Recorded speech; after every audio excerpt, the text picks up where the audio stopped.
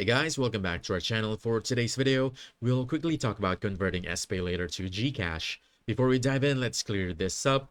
SPayLater is designed for shopping on Shopee, not for cash transfers. So if you're looking for a button to send SPayLater credit directly to GCash, I'm so sorry it doesn't exist. Now, some people still try unofficial methods. For example, they use third-party services where you buy a fake or placeholder item with SPayLater, and then the seller sends you Gcash to Gcash.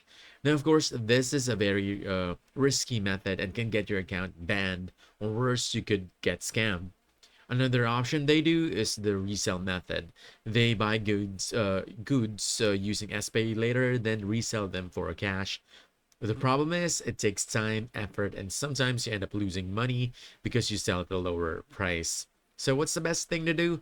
Just use SPayLater for what is meant to be. This is for shopping on Shopee or paying bills.